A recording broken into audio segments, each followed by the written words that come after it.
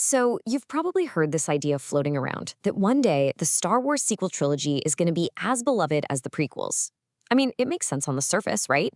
The prequels went from being, let's be honest, pretty divisive to being cherished by a whole generation. So, is history really about to repeat itself for the sequels? Well, let's dig into it. And here's where that idea gets a big boost. This quote comes from Brian Herring, the actual puppeteer for BB-8s. He was there, and he thinks that in about a decade, a new generation of fans will grow up, nostalgia will kick in, and everyone will love these movies. It's a really hopeful thought for sure, but is it actually backed up by what's happening? Because when you start to pull back the curtain and really look at the evidence, the fan behavior, the business decisions, all of it, a completely different picture starts to emerge. The sources we're looking at today argue pretty strongly that the sequels are on a totally different track than the prequels. So what's really going on here? To really get this, you have to understand that we're talking about a tale of two very different trilogies. They might share a name, but the circumstances surrounding them are worlds apart. And it all starts with understanding how the prequels actually made their incredible comeback. Think about it. The prequel redemption wasn't an accident. It didn't just happen because time passed. It was fueled by a whole ecosystem of content. You had video games, you had books, but the real game changer, the absolute cornerstone, was the Clone Wars animated series that kicked off in 2008. That show became the engine that completely recontextualized the entire era. All right, so that's the big question, isn't it? Is that same kind of thing happening for the sequels? The first and maybe most important place to look is with the fans themselves. Are they showing that same passion, that same deep engagement that kept the prequels alive all those years? Well, the source material points to a really telling story from MegaCon. You walk around a convention like that and you're buried in prequel and original trilogy cosplay. It's everywhere. But then you look for the sequel characters. Where are all the Reys, the Kylo Rens? They're few and far between. And that's not just a small thing, it's a visible real-world sign that the passion just isn't there on the same level.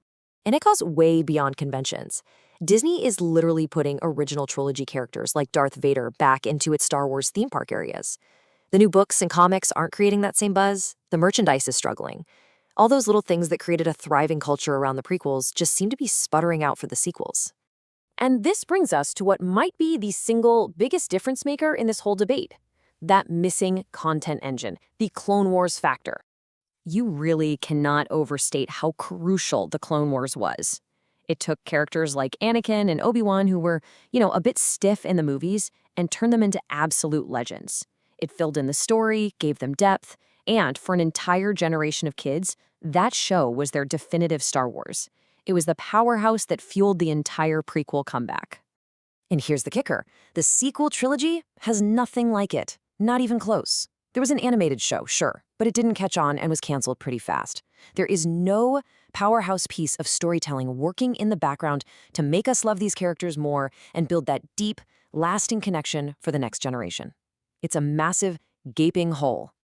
But it's not just about what's missing. According to the source, it's also about the fundamental approach taken with the new films, a clash of visions that led to, a disregard for some of the genius that made Star Wars what it is.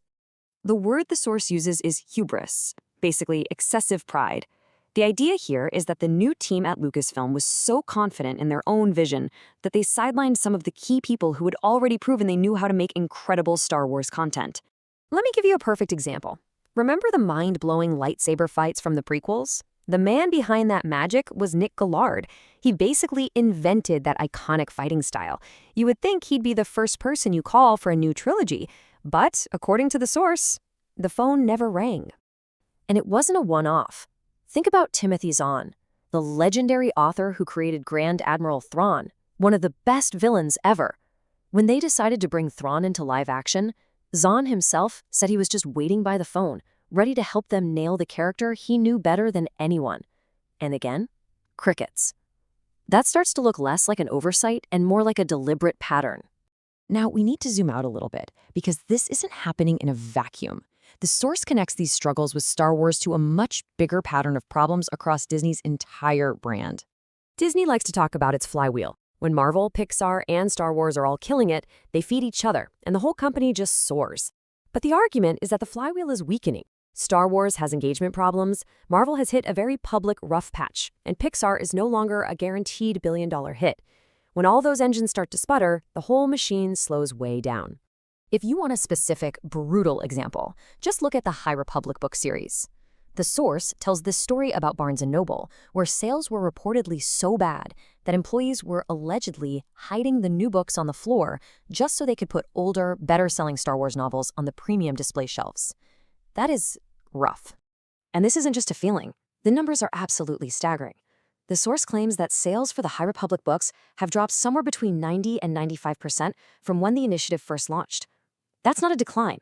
That's a total collapse.